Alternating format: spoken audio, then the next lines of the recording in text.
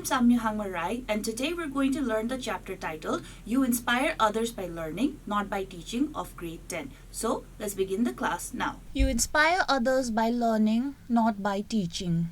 Nepali chef Santosh Shah is now shortlisted in the semis for the title of Master Chef, the Professionals 2020 on BBC One. Nepali Times caught up with Santosh Shah in London to talk about his life and career so far. From Siraha to Cinnamon Kitchen. Quite a journey. How did it begin? I come from a very humble background. My father passed away when I was 5 years old. I started to work when I was around 9 to 10, engaging in petty trade. After I failed SLC, I followed what others in my village did, go to India. I used to wash the skewer of a chef who worked in the tandoor section. I told him that I wanted to be a chef as well and wanted to help him. He advised me to talk to the executive chef. One day, when I was serving tea to the executive chef, I requested him to give me a shot, and he did. I started helping the chef in the tandoor section who had originally recommended me. From there, I transferred to another hotel. I started taking a hotel management course, learned English and computers on the side. Within 7 years of hard work, I became an executive chef. How does it feel to be in Master Chef? What has the experience been like? In many ways, it feels the same. I am the same person experimenting with recipes and enjoying my job to the fullest. It also feels great to have the platform to introduce Nepali food to the world. I am glad to have made it this far. Even if I don't win, I am glad I was able to put the spotlight on Nepali cuisine. It is difficult to say what Nepali cuisine is, as it is so diverse. How do you answer that when your international audience asks you the question? I have been experimenting with Nepali food for the last 2 years. Our food, especially along our borders, are influenced by Tibetan and Indian cuisine. But that is not the entirety of our diverse dishes. That is what I want the world to know. There is no Yamari, Choila, Kachila, Tama, Gundruk outside Nepal. Our food is unique and diverse and varies by the castes or geography. We have different techniques and ingredients.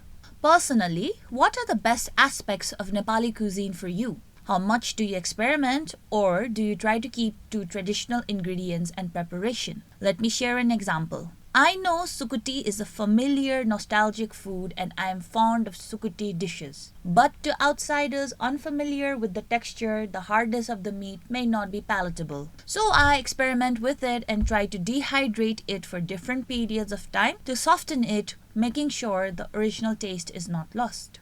Food trends are dynamic. The Indian food trend has been there for a long while in the last few years. I have seen an increase in the trend for Sri Lankan food. These come in waves, and I want a trend for Nepali food as well. Beyond just momo and dal bhat, so people actively seek out Nepali food and appreciate it for its diversity and richness. In one of your shows, you prepared an octopus dish in Nepali style. How did it go? We need to understand that this is a global competition for a global audience. When I was working in an Indian kitchen, I had experimented with octopus recipes with Indian flavor. Having made that a few hundred times, I had the urge and confidence to try it with Nepali ingredients, and it worked great. So I went with it in the show. It was described by the judges as the most beautiful plate of food I have ever been served in MasterChef. What advice do you have for other Nepalis who are going abroad to make a future for themselves? My advice to young Nepalis is to never stop learning. You are never too old to learn new things and to improve your craft. Asking what is next is important.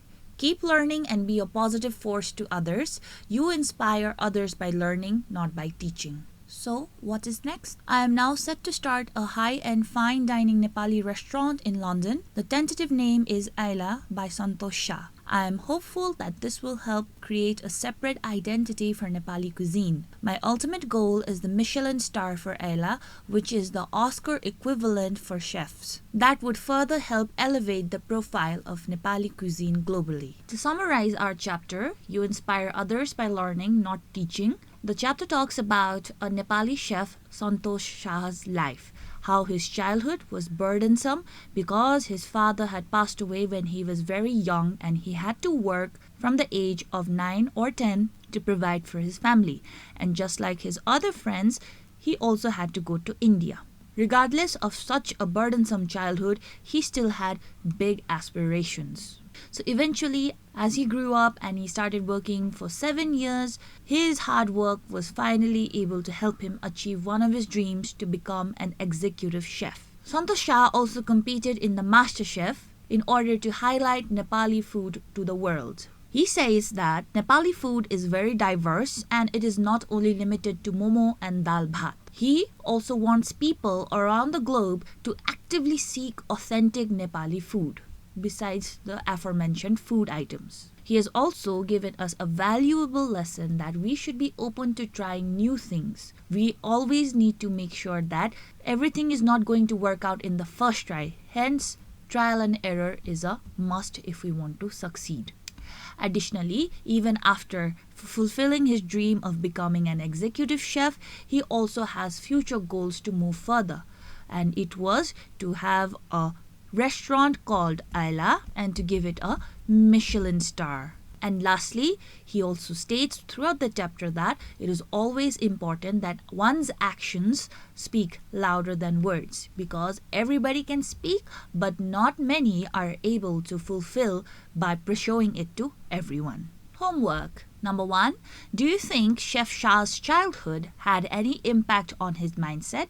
Give reason. So in this question, you're supposed to write down whether Chef Shah's burdensome childhood had any impact on his mindset of succeeding, having goals, having aspirations, and then fulfilling them, and to further have more ambitions. Number 2, why does he say that we must inspire others by doing and not teaching? So you need to write down why particularly Chef Shah says that we need to inspire others by doing and not only by teaching. You need to give reasons.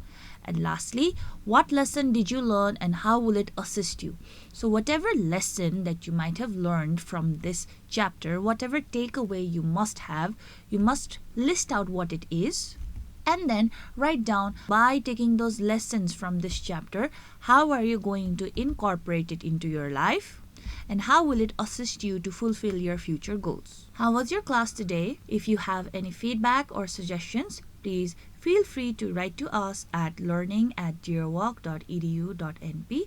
I hope to see you in the next class with another chapter. Thank you.